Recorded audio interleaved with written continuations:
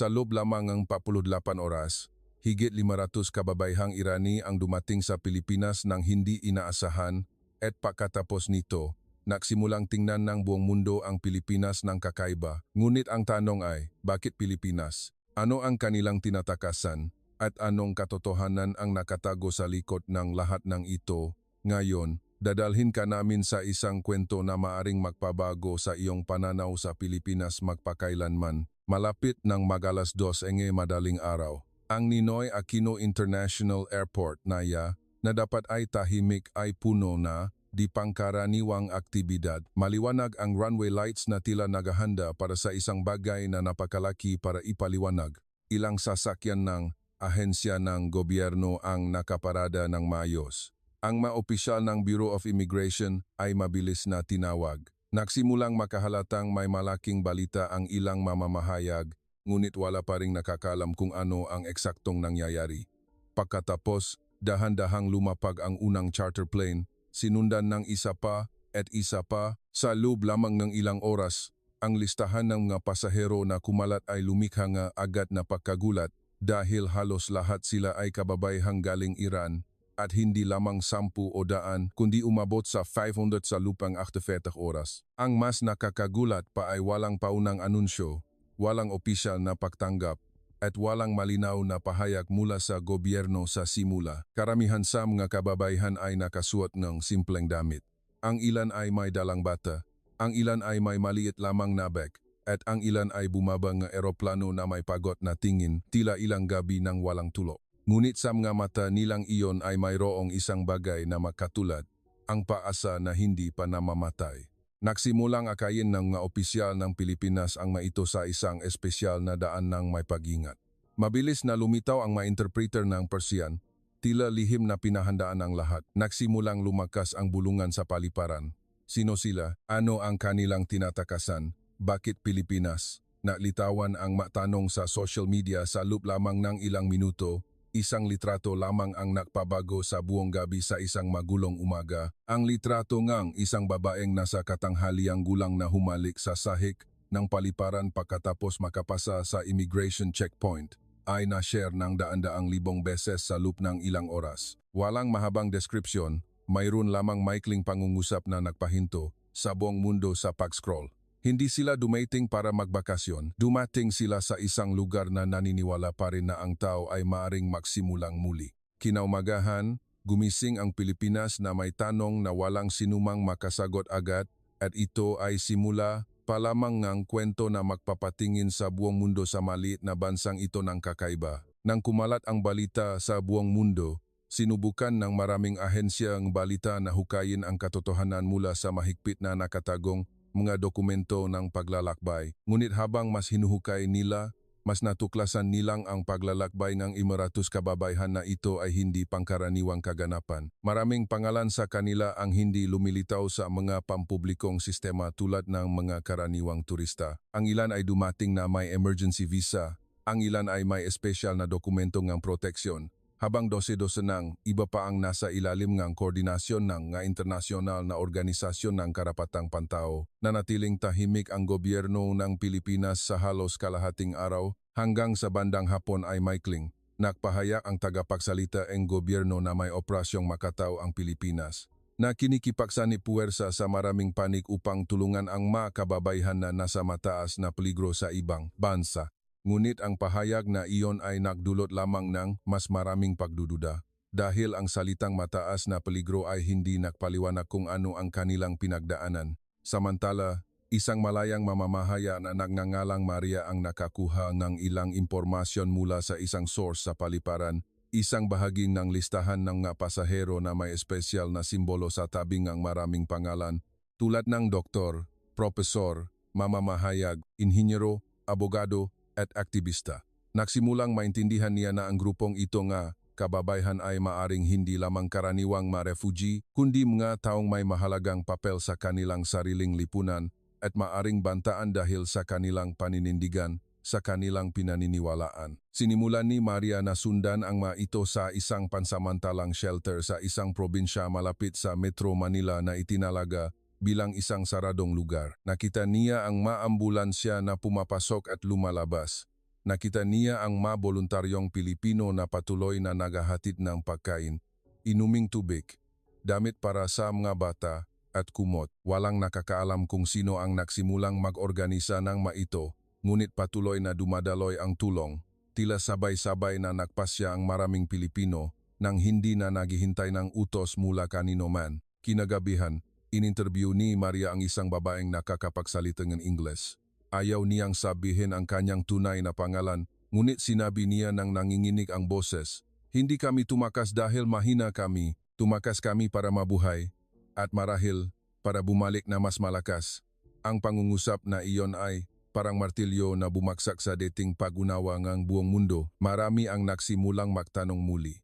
Hindi lang kung sino sila, kundi kung ano ang ginawa na Pilipinas upang maglakas loob na buksan ang pintuan sa panahon na marami pang bansa ang nag-aatubili. At mula sa sandaling iyon, hindi na ito balita tungkol sa imigrasyon, kundi nagsimula itong maging isang balita na tahimik na yumanig sa geopolitika. Kabilang sa 500 kababaihan, may isang hindi agad kapansin-pansin sa una. Siya si Sarah, mga 35 taong gulang, payat at matangkad, maputla ang balat dahil sa ilang gabing kakulangan sa tulog at may hawak lamang na lumang bag na tela. Sa labas, mukha siyang isang ordinaryong refugee.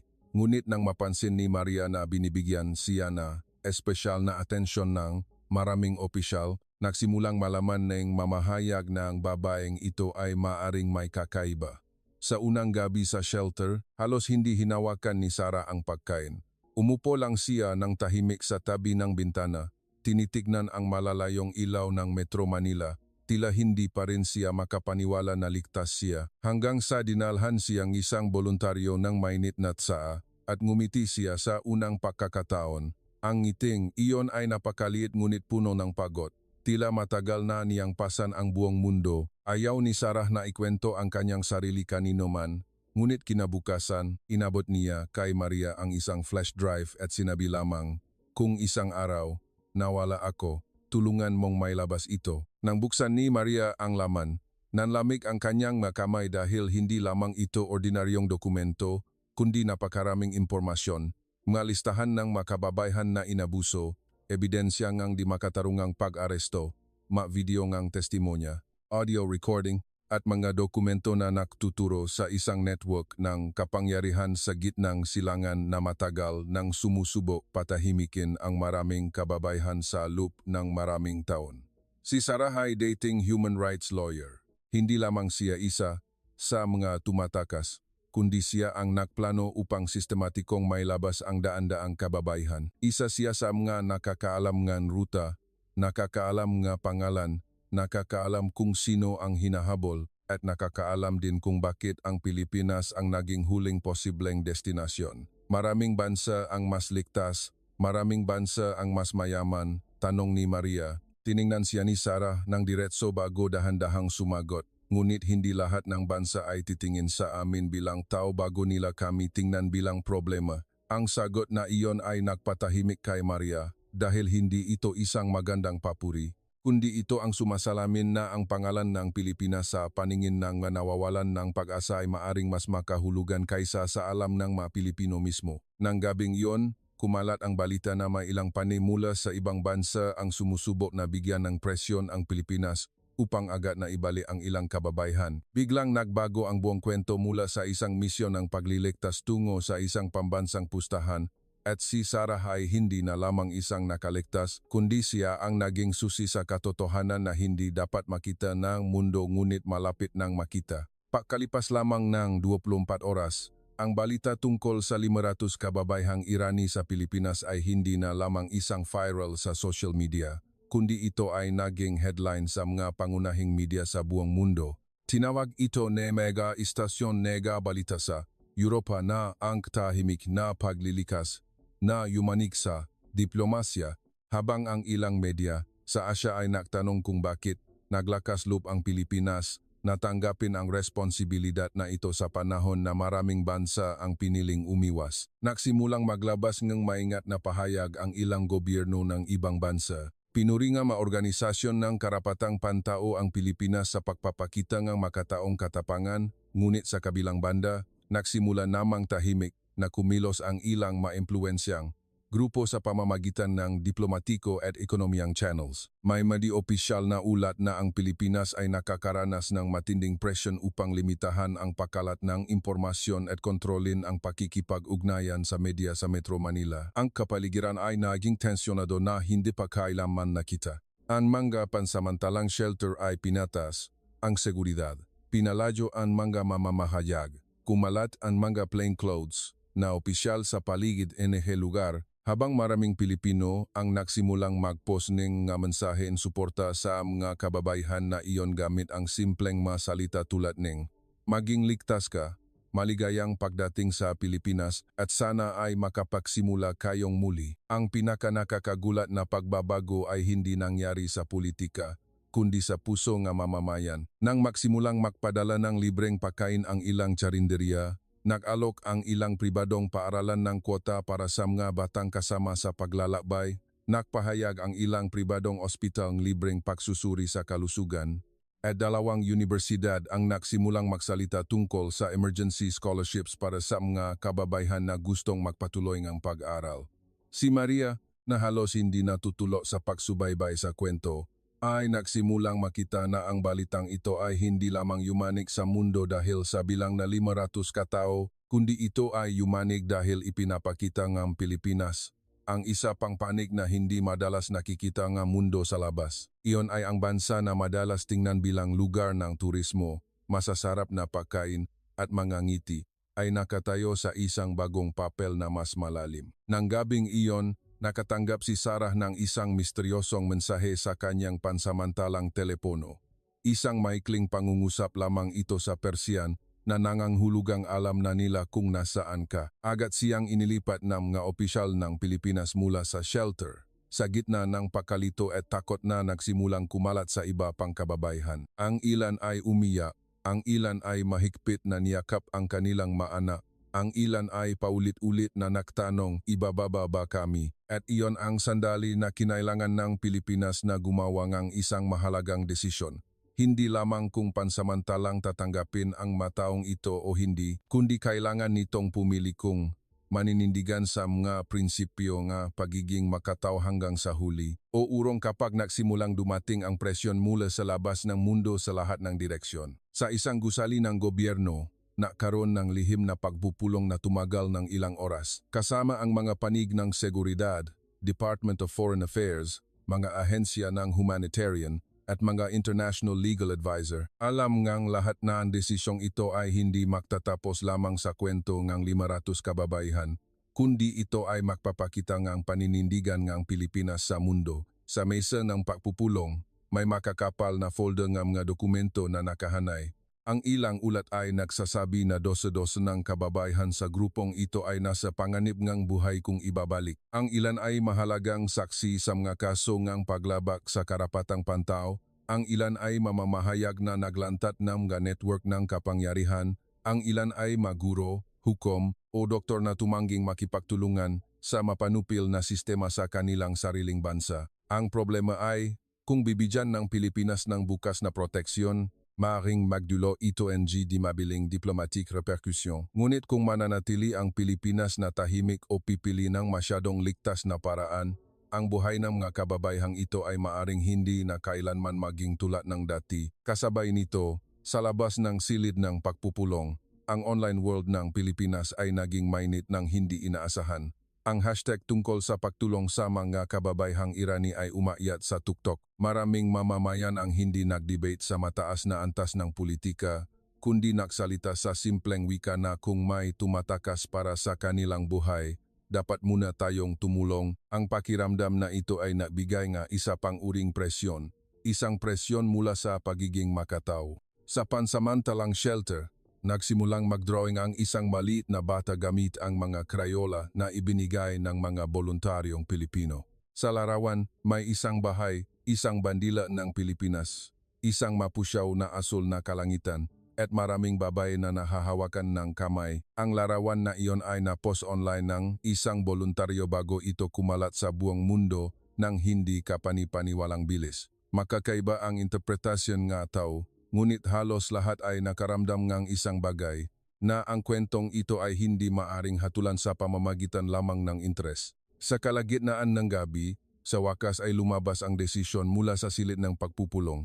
Hindi ibabalik ngang Pilipinas ang sinuman agad at magbubukas ito ngang isang opisyal na proseso ngang proteksyon kasabay ngang pagdaragda ngang hakbang sa seguridad para sa mga nasa mataas na peligro. Ang maikling anunsyo na ito ay maaring tunong ngan ordinaryong wika ngan pamahalaan, ngunit sa paningin ng 500 kababayhan, nangangahulugan ito ng isa pang pintuan na bumukas pagkatapos na isinara ng buong mundo ang pinto sa kanila at sa paningin ng mundo, ito ang signal na ang Pilipinas ay hindi lamang tumatanggap ng tao, kundi pumipili ng isang malinaw na paninindigan sa isang isyu na sinusubaybayan ng buong mundo. Matapos, ipahayagan gobyerno ng Pilipinas ang pansamantalang proteksyon, dapat sanang lumuwag ang kapaligiran sa shelter, ngunit kabaliktaran ang nangyari. Ilang oras lamang matapos noon na karon ng pagtatangka na pasukin ang computer system nga organisasyon ng pagtulong na may kaugnayan sa paglilikas na ito. Maraming feel ang nawala, ang ilan ay kinopya, at ang mga panggalan ng ilang kababayhan ay nagsimulang kumalat sa mga anonymous online accounts. Alam agad ni Sarah na hindi ito ordinaryong banta, kundi isang cross-border chase. Kaya nakpasya siyang ikwento ang lahat kay Maria sa isang maliit na silid na may mga opisyal ng Pilipinas na nagbabantay sa malayo. 2 buwan bago iyon, maraming grupo ngang kababaihan sa Iran ang nakatanggap ngang balita mula sa isang lihim na network na ang listahan ng mga babaeng aktivista sa karapatan, independent professionals, at mga tumanggi sa utos nga ilang kapangyarihan ay inorganisa bilang isang watchlist. Marami ang tinawag para sa interogasyon, ang ilan ay sinundan hanggang sa kanilang tahanan, ang ilan ay nawala ng walang bakas, kaya't si Sarah at ilang kaibigan ay nagsimulang lumikha ng isang tahimik na ruta ng pagtakas para sa mapinakanasa panganib na kababayhan. Wala silang sapat na pera, walang armas, walang kapangyarihan ng estado, mayroon lamang silang network ng tiwala, ilang pekeng dokumento, tulong mula sa mga estranghero sa maraming bansa, at isang paulit-ulit na tanong, kung makalabas kami ng ligtas, saan kami pupunta? Maraming bansa ang tinanggihan dahil masyadong mabagal ang proseso. Ang ilang bansa ay tahimik na isinara ang pintuan. Ang ilang bansa ay humingi ng kondisyon na hindi kailanman magagawa ng makababayhan na iyon. Ngunit ang Pilipinas ay isa sa iyalang bansa na may mga taong handang buksan ang daan ng mabilis sa ilalim ng isang pakikipagtulungan na halos walang nakakaalam sa likod ng lahat. Bakit Pilipinas? Muling tanong ni Maria. Bahagyang tumawa si Sarah, kahit na pula ang kanyang mamata mula sa stress. Dahil may ilang Pilipino ang nagsabi sa amin na, dito, maaring hindi perpekto, ngunit kung makarating kayo, hindi namin kayo hahayaang mawala ng tahimik. Nang gabing iyon, nagpasya si Maria na maglabas na isang espesyal na ulat ng hindi binubuksan ang impormasyon na maglalagay sa panganib sa seguridad. Ngunit inihayak niya ang isang mahalagang katotohanan na maraming kababayhan sa grupong ito ay hindi lamang nga tagasunod, kundi mga leader na kailanman ay nanindigan sa kanilang sariling bansa. Ang ulat na iyon ay naging bagong panggatong na nagpataas ng suporta sa Pilipinas sa buong mundo. Gayunpaman, kasabay nito, lumapit ang panganib ng mas malapit kaysa sa inaasahan nang matuklasan ng mga opisyal na may mga estranghero na nakapasok malapit sa shelter at ang pinakamalinaw na target nila ay si Sarah. Kinabukasan ng 3 araw, inilipat si Sarah mula sa shelter patungo sa isa pang ligtas na lugar ng pinakatahimik. Isang ordinaryong van ang dumaan sa mga kalsada ng Metro Manila na tila walang espesyal, ngunit sa loob ng van ay may mga security detail, mahalagang dokumento at isang babae na maaring magpabago sa buong equation kung makapagsalita siya sa publiko. Pinayagan si Maria na sumama sa isa pang sasakyan dahil igini ni Sarah na kung may mangyari, gusto niyang maiwento ang katotohanan. Pinaikot-ikot ng driver ang ruta ng maraming beses upang makaiwas sa pagsubaybay, ngunit nangyari ang kinakatakutan ng lahat. 2 motorsiklo ang nagsimulang sumunod sa likod habang isang itim na kotse ang lumitaw sa harap ng hindi inaasahan. Naging tensyonado ang sitwasyon sa loob lamang ng ilang segundo. Nagpasya ang mga opisyal ng Pilipinas na baguhin ang ruta, pumasok sa maliliit na eskinita, Ang sasakyan ay humarurot sa isang umagang palengke sa ilalim nga flyover sa mga komunidad na kakagising pa lamang. Nanlamig ang makamay ni Maria sa isa pang sasakyan. Nakita niya si Sarah sa likod ng salamin. Hindi sumisigaw si Sarah, hindi umiyak, ngunit mahigpit siyang humawa. Tila handa na ang kanyang isip na maaring hindi na kailanman magiging payapa ang buhay. Sa huli, pansamantalang nakatakas ang konvoy sa pagsubaybay at dinala siya sa isang litas na gusali na walang karatula, walang pangalan, mukhang ordinaryong opisina ngunit mahigpit ang seguridad. Ang insidente na iyon ay hindi opisyal na inihayag, ngunit mabilis na kumalat ang balita na may pagtatangka ng interbensyon na nangyari sa Pilipinas na agad na nakpalaki pa sa kwento. Dahil nangangahulugan ito na ang paglalakbay ngang 500 kababayan ay hindi lamang isang paglilikas mula sa panganib, kundi ang pagdadala ng ilang uri ng labanan sa kabila ng hangganan hanggang sa puso ng Timog Silangang Asya. Nang gabing iyon, humiling si Sarah na mag-record ng video testimony. Umupo siya sa harap ng kamera ng simple. Walang makeup ang kanyang muka, walang marangyang background, mayroon lamang siyang matatang na boses. Kung pinapanood mo ang video na ito, nangangahulugan ito na hindi nila ako napigilan. Ang gusto kong tandaan ng mundo ay hindi kung gaano kalayo kami tumakas, kundi kailangan naming tumakas dahil hinayaan ng mundo na pamunuan ng takot ang buhay ng mga kababayan ng matagal na. Nang matapos ni Maria ang panonood ng video, alam niya agad na kung mailabas ito sa publiko, hindi na maaring tingnan ng mundo ang insidenteng ito bilang isang ordinaryong kwento ng refugee at ang Pilipinas ay magiging entablado kung saan ibubunyag ang isang malaking katotohanan sa harap ng mata ng buong mundo. Kinabukasan, ang video testimony ni Sarah na may habang 7 minuto ay inilabas sa publiko sa iba't ibang platform ng sabay-sabay. Walang logo, walang dramatikong musika, walang magarbo na pag-edit. Mayroon lamang isang babae na nakaupo at diretsong tumitingin sa kamera at nakwekwento ng may boses na mas tahimik kaysa sa katotohanan na kanyang kinaharap. Nagsalita siya tungkol sa mga kababayan na pinilit na manahimik. Nagsalita tungkol sa mga ina na kinailangang ihiwalay sa kanilang mga anak upang magkaroon ng pagkataong mabuhay ang mga bata. Nagsalita tungkol sa mga mamahaya na hinabol dahil sa pagsusulat ng katotohanan at nagsalita tungkol sa mga doktor, guro, abogado, estudyante at iba pang ordinaryong kababayan na naging target dahil lamang sa ayaw nilang yumukod sa takot.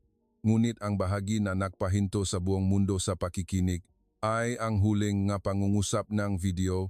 Nakarating kami sa Pilipinas hindi dahil ito ang pinakamayaman o pinakamakapangyarihan. Nakarating kami dahil sa pinakamadilim na panahon, may mga tao dito na sumagot sa aming tawag para sa tulong ng salitang halika. At minsan, ang ganoong maikling salita ay maaring makasalbang buhay ni isang tao.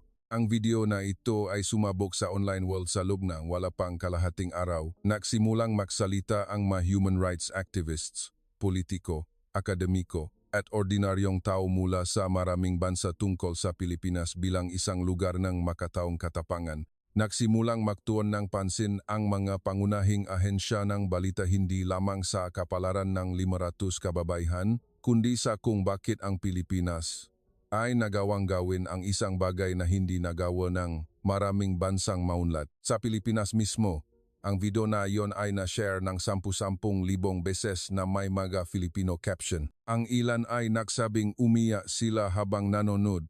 Ang ilan ay nagsabing ngayon lang nila nalaman na ang kanilang bansa ay may napakalaking kahulugan sa mga estranghero. Maraming paaralan ang ginamit ang video na ito upang talakayin ang karapatang pantao. Nagsimulang mag-organisa ang mga estudyante sa universidad ng mga aktibidad para mangalap ng pondo para sa tulong. Doble ang bilang mga voluntaryo sa loop lamang ng ilang oras, ngunit ang bawat pagyanig ay may katumbas na pagtutol. Nagkaroon ng mga pag-atake mula sa maraming misteryosong accounts na sumusubok baluktotin ang kwento na sinasabing ang mga kababayan na ito ay banta, mga instrumento, o isang gawa-gawang kwento. Ngunit sa halip na mapigilan ng agos na iyon ang pakikiramay, lalo nitong pinakilos ang maraming tao upang magsaliksik ng impormasyon sa kanilang sarili at habang mas nakahanap sila, mas nakikita nila ang katotohanan. Nang gabing iyon, nagsimulang makipag-ugnayan ang mga embahada mula sa maraming bansa sa Pilipinas upang mag-alok ng pakikipagtulungan upang tanggapin ang ilang kababaihan para sa resettlement sa hinaharap. Ngunit ang mas nakakagulat ay maraming kababaihan ang nagsabing kung sila ang pipili, gusto nilang magsimula muna dito. At iyon ang panahon na nagsimulang tingnan ng buong mundo ang Pilipinas ng kakaiba, hindi lamang bilang isang destinasyon ng turista, kundi bilang isang lugar kung saan minsan ang puso nga tao ay nangunguna sa politika ngang mundo. Matapos maging pandaigdigang balita ang video ni Sarah, nagsimulang ayusin ng gobyerno ng Pilipinas ang sistema ng pagtulong ng mas bukas sa mga aspeto ng kalusugan, edukasyon, batas at pagsasanay sa bokasyonal. Ang ilang kababaihan ay inilipat sa iba't ibang probinsya na may mga komunidad na handang mag-alaga. Ang mga bata ay nagsimulang makapasok sa pansamantalang paaralan habang ang mga matatanda ay nagsimulang mag-aral ng Filipino at Ingles upang planuhin ang kanilang bagong buhay.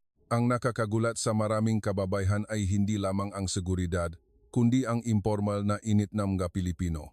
Ang tsarinderya sa harap ng shelter ay palihim na nagdaragda ng pagkain araw-araw ng walang bayad.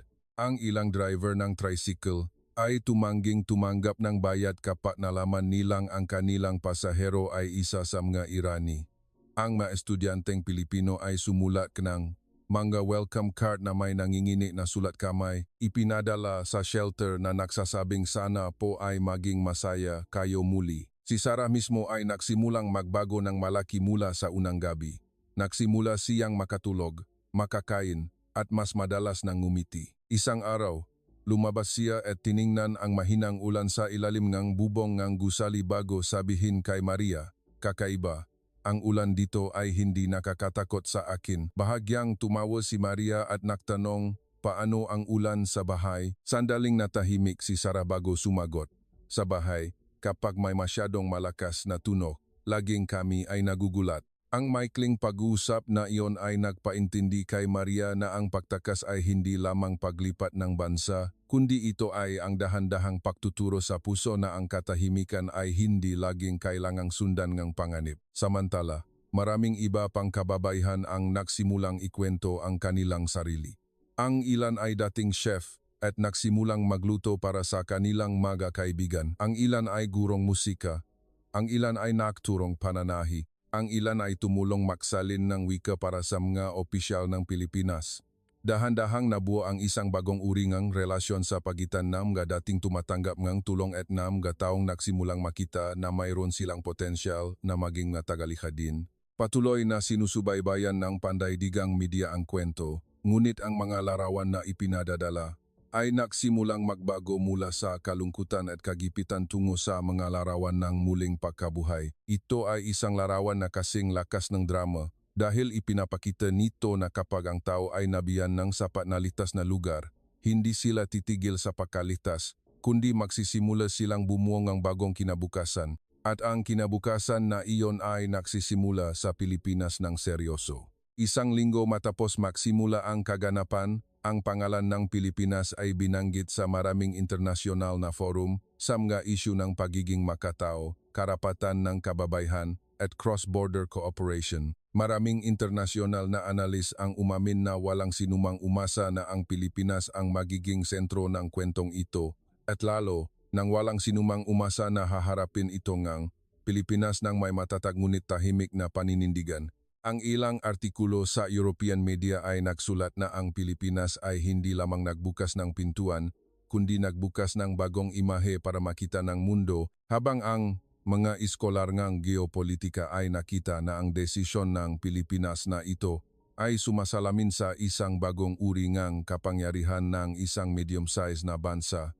Iyon ay ang kapangyarihan ng makataong kredibilidad na minsan ay may mas malawak na epekto kaysa sa kayang gawin ng militar o ekonomiya. Sa Metro Manila, nagkaroon ngang maliit na seminar sa pagitan ng mga kinatawan ng internasyonal na organisasyon at ng ilang grupo ng kababaihan. Inanyayahan si Sarah na magsalita bilang kinatawan. Ngunit bago umakyat sa entablado, lumingon siya kay Maria at sinabi, "Natatakot pa rin ako araw-araw." Tanong ni Maria, "Kaya, magsasalita ka pa rin?" Ngumiti ng bahagya si Sarah. Takot at tahimik ay hindi pareho. Sa entablado, Hindi nagsalita si Sarah bilang isang biktima. Nagsalita siya bilang isang tao na humihiling sa mundo na tandaan ng tama ang aral na ito. Sinabi niya na ang tunay na tulong kay hindi lamang ang pagdadala na mega tao mula sa panganib, kundi ang pagdadala sa kanila pabalik sa kanilang dignidad. Nagpasalamat siya sa Pilipinas hindi lamang dahil sa pagliligtas ng buhay, kundi dahil ginawa nitong hindi nabawasan ang makababayhan na ito sa isang numero lamang. Ang kanyang talumpati ay nakatanggap ngang matagal na palakpakan at sa hilera na iyon, ang mga diplomat mula sa maraming bansa ay tumayo upang batiin ang makinatawan ng Pilipinas nang may pagalang na bihira makita sa media. Nang gabing iyon, ang larawan ni Sarah na nakatayo sa tabi ng bandila ng Pilipinas at bandila ng United Nations ay ipinadala sa buong mundo. Nagsimulang magsalita ang mga tao tungkol sa Pilipinas gamit ang mga bagong salita tulad ng matapang, may puso, mapagkakatiwalaan at higit sa inaasahan. Hindi binago ni Pilipinas ang mundo sa isang gabi, ngunit sa isang panahon na puno ni pagdududa. Piniling ang Pilipinas na gawin ng isang bagay na nagpapaniwala pa rin sa mga tao na ang pagiging makatao ay hindi lamang magagandang salita sa mga dokumento. Nangyayari pa rin ito sa totoo. Makalipas ang ilang buwan, nagsimulang makahanap ng matata na pundasyon ang buhay ng 500 kababayan. Ang ilan ay lumipat sa ikatlong bansa sa ilalim ng resettlement program. Ang ilan ay nakatanggap ng scholarship upang magpatuloy ng pag-aaral. Ang ilan ay nagsimulang magtrabaho sa mga organisasyon ng pagtulong upang ibahagi ang kanilang karanasan sa iba. Ngunit marami pa rin ang piniling manatili sa Pilipinas dahil nagsimula silang maramdaman na hindi lamang ito isang pahingahan sa daan, kundi isang lugar kung saan nagsimulang magkaroon muli na hukat ang puso. Sa Cebu, isang grupo ng kababayan ang nagbukas ng isang maliit na kusina na nagbebenta ng Persian food na may halong Filipino flavors na naging usap-usapan. Sa Metro Manila, isa pang grupo ng kababayan ang nagsimulang magturo ng Persian at mga gawaing kamay sa komunidad, habang si Sarah ay sumali sa isang international na legal network at tumulong sa pagbuo ng mga programa sa protection para sa mga babaeng nasa panganib mula sa iba't ibang rehiyon. Binibisita ni Maria si Sarah sa araw ng pagbubukas ng isang maliit na learning center. May mga larawan ng mga batang Filipino at Irani na naglalaro sa harap ng gusali. Ang kanilang matawanan ay tuno na napaka-ordinaryo, ngunit para sa marami, ito ang pinakamahalagang tuno.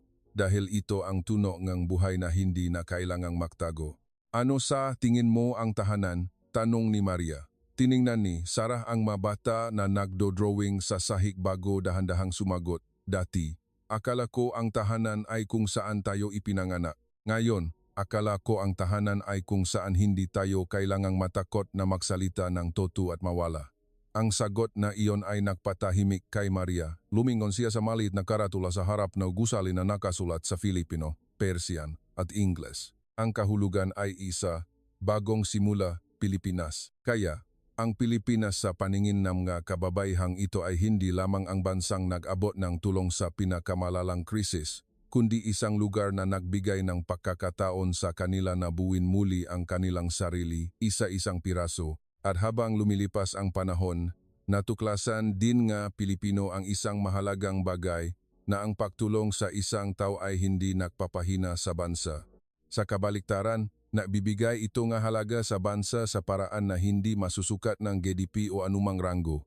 Ang gibagong gitahan ng nengi 500 kababayan ay hindi lamang binu mula sa ladrilho at semento, o permiso lamang, kundi ito ay binu mula sa seguridad, dignidad, pagkakataon, at puso nga estranghero na piniling hindi ipagwalang bahala. Isang taon matapos, ang gabing lumapa ang unang eroplano, ang kwento ng 500 kababayang Irani ay naging case study na binabanggit sa mga universidad, mga silit ng pagpupulong at mga forum ng karapatang pantao sa buong mundo. Muling isinulat ng mga pahayagan sa ibang bansa ang kwentong ito sa isang bagong heading, hindi bilang isang emergency crisis, kundi bilang isang halimbawa ng makataong pagtugon. Ang Pilipinas ay nakatanggap ng papuri sa maraming internasyonal na forum, ngunit ang mas makahulugan kaysa sa mga parangal o pahayag ay ang totong buhay ng mga nakaligtas. Ang ilang bata ay bihasa na sa Filipino. maraming kababaihan ang naging negosyante, guro, tagasalin o tagapayo sa susunod na henerasyon ng mga refugee. Samantala, inanyayahan si Sarah na magbigay ng lecture sa maraming bansa. Ngunit madalas siyang nagsisimula sa parehong pangungusap. Hindi ko lang gusto na tandaan ng mundo kung saan kami tumakas. Gusto kong tandaan ng mundo na may isang bansa sa Timog Silangang Asya na piniling tingnan kami bilang tao muna. Si Maria, na sumubaybay sa kwentong ito mula pa sa unang gabi, ay isinulat ang lahat sa isang malaking dokumentaryo. Sa huling bahagi ng kanyang sinulat, naitala niya ang pinakamalinaw na nakita niya, na hindi nagbago ang Pilipinas dahil gusto nitong palakpakan ng mundo, kundi dahil sa isang panahon, maraming tao dito ang tumugon sa sakit ng iba ng natural. At minsan, ang nagpapabago sa imahe ng isang buong bansa ay hindi isang malaking proyekto o isang kampanya ng publisidad, kundi isang simpleng desisyon. Tutulong ba tayo o tatalikot tayo? Ang huling eksena, NG kwentong, ito ay hindi isang silid NG pagpupulong, hindi isang paliparan at hindi isang pandaigdigang entablado, kundi ito ay isang hapon sa Metro Manila kung saan naglalakad si Sarah sa kalsada na may dalang supot ng mga kakanin. Isang maliit na batang babay ang tumakbo at niyakap siya at nagsalita ng malinaw na Filipino, "Nanay, nakakuha akong perpektong marka ngayon." Tumawa si Sarah na lumuluha. Yumukot siya at niyakap ng mahigpit ang kanyang anak sa gitna ng taong adi na dumadaan. Walang nakakaalam kung ano ang pinagdaanan ng babaeng ito. Walang musika, walang malaking anunsyo, mayroon lamang isang ordinaryong buhay na naging possible muli. At marahil, iyon ang pinakamalaking tagumpay ng Pilipinas. Hindi lamang dahil tinanggap ng bansang ito ang 500 kababaihan sa loob ng 48 oras, kundi dahil ipinakita nito sa mundo na ang Pilipinas ay hindi lamang may mangiti para sa mga turista. Ang Pilipinas ay mayroon ding puso para sa mga tao na tumatakas mula sa kadiliman. At ito ang buong kwento na nagdulot ng kaganapang ito na hindi lamang isang malaking balita, kundi ito ay naging isang panahon na nagpatingin sa mundo sa Pilipinas ng ibang paraan. Kung nakarating ka hanggang dito, subukang mag-comment at sabihin sa amin kung ano ang iyong palagay tungkol sa kaganapang ito. At kung gusto mo ang maganitong klaseng kwento na punong damdamin, huwag kalimutang mag-like, mag-share at mag-subscribe dahil ang susunod na video ay maring mas matindi pa.